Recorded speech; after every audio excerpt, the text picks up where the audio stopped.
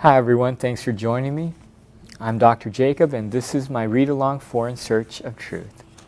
We'll begin today on page 2 of the author's note, the last paragraph. Eventually I did find people who were on a quest just like me, people with an innate desire to know and understand life. Those are the people for whom I wrote this book, the ones who are seeking perfection, who are not satisfied with being happy for just one moment. I have found that successful people, they have two characteristics that allow them to progress in society and be able to obtain their goals. The first is they have a desire to know what's going on around them. They care about life. They care about who they talk to. They care about what's going on. But the second characteristic is that they have the willpower and they have the desire to actually progress and improve, put forth the effort to change. And so as we move along now, I really focus on, well, how do we progress?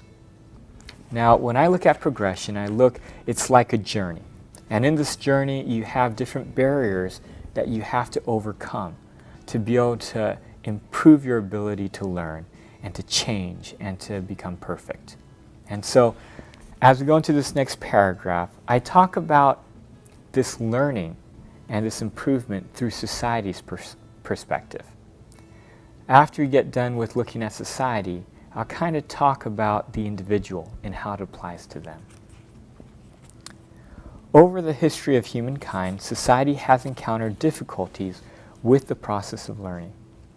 During humankind's development, the first issue, I found that society has experienced 4 major issues. The first issue was trying to understand how things worked, the process of discovery. When we didn't know anything, we had to actually go out and find the information. The information wasn't there. And so this was solved through the scientific method and trial and error. We actually had to go out and get the information. This led to the second issue. As we learned how to discover, we found the information and the understanding we were looking for, but we didn't know how to make the information easily accessible. When I was young, the answer to all my questions were always somewhere. I just didn't know where to find them or who to ask. This was solved by teachers and the education system, and eventually the internet. Once we actually went out and discovered, we had all the information, but not everyone could access the information. And so the second barrier was, how do we get it so that everyone can learn and be educated? The main thing that helped us overcome this was really the technology and the internet. Smartphones allow you from anywhere in the world to access any piece of information that you really want. But this led, now that we have lots of information and everyone has access to it, we have encountered the unique problem of discovering which information is accurate and relevant to what we want. And this was the third issue, is now that there's so much information accessible, well, it would take you 1,000,000 years to listen to all the news and look at all the websites and read all the information available to you. So now we had to figure out, well, how do we just get the piece of information that we need, that's relevant to us, in a way that we can use? Google realized this, and it capitalized on being able to sort information based upon who we are and what we want. Now we have a lot of different websites and services that we can use, that instead of having to sort through all the information ourselves, that they do it for us. For example, if you want to buy a house, you have websites like Trulia and Zillow. These websites allow you to just go to one place and you can find all the information you need to buy a house. You can find the houses, you can look at the houses, you can see all the details. Really, everything is there, and it's in a usable fashion that you understand, that you can sort through and be able to figure out what you want. Now this led to the fourth issue. And the fourth issue now is, but we still have an issue with understanding which information is accurate and most aligned with reality. This has recently been referred to as the fake news phenomena. So now that we've been going to certain sources to get information in a very efficient format that is relevant to us, now we're trying to figure out, well, what if this information is false? How do we figure out if these sources are actually giving us correct information, accurate to reality?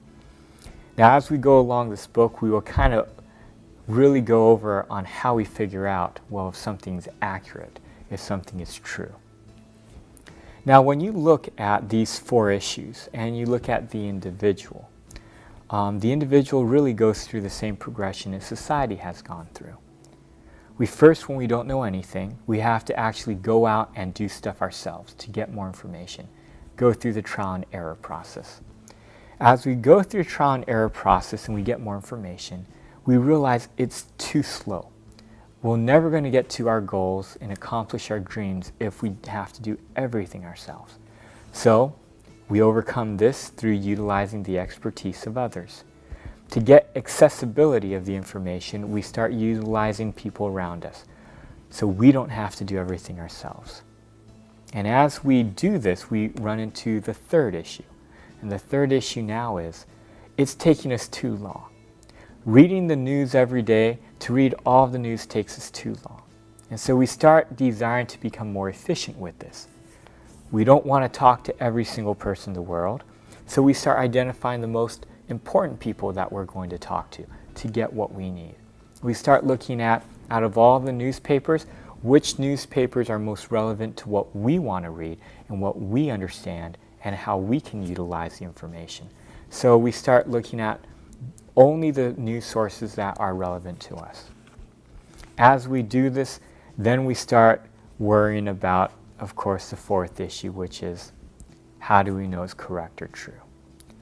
This week, I would challenge you to look at your own life and see, wherever you are on this progression, whichever barrier you're facing, to try to overcome that this week. If you're fearful and you don't really do anything, well, try to get out there. Get information yourself through the trial and error process. Go and do something. If you're the type of person that you do everything yourself, well, try to take the next step of utilizing people around you. I actually go every day, I'm always looking at, am I doing too much myself? Do I need to utilize other people and ask and talk to other people to be able to reach my goals quicker? And if you're spending a lot of time talking to people and reading the news or reading the web, well, maybe you need to start looking at, are there places that you can get your information that will allow you to get it quicker in a more relevant format so that you can utilize it more efficiently.